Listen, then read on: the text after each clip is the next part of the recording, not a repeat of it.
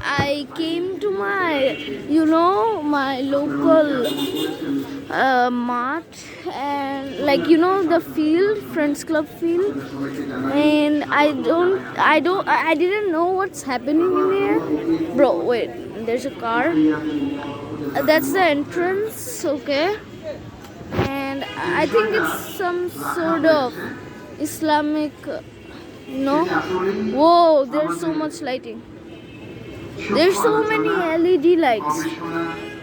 Right. There's so much people. What are those guys? Oh, there's also police. Wait. Oh, okay. So many things.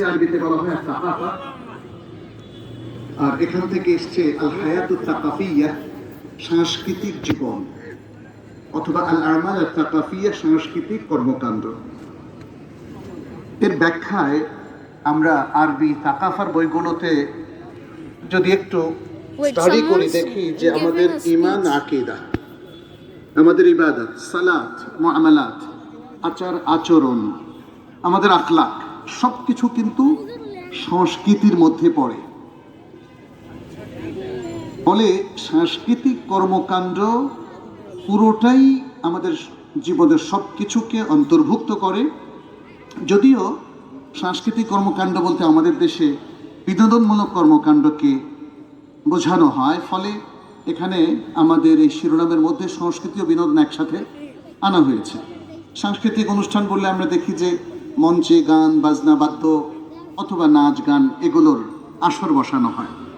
যদিও একটা দেশের সংস্কৃতি সেই দেশের সবকিছুকে অন্তর্ভুক্ত করে। I think there is a million.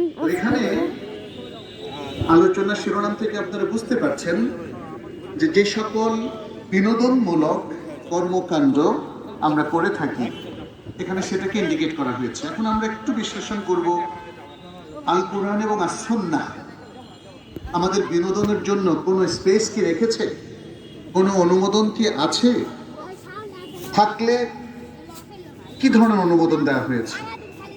So let me go to the back side now, over there. Wait. আয়াত যেটি সূরা আল-মাইদার ৫ নম্বর আয়াত, সেটি উদ্ধার করে দেখি আল্লাহ সুবহানাহু ওয়া তাআলা আমাদের এই দিনকে একটি পরিপূর্ণ জীবন ব্যবস্থা হিসেবে স্বীকৃতি দিয়েছেন। যেমন তিনি বলেছেন, আল-ইয়াওমা আকমালতু লাকুম দীনাকুম ওয়া আতমামতু আলাইকুম নি'মাতি ওয়া রাদিতু লাকুমুল ইসলাম দীনা।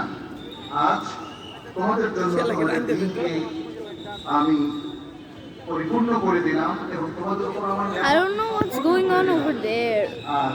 ইসলামকে তোমাদের জন্য দিন হিসাবে মনোনীত করলাম। এখানে একটা জিনিস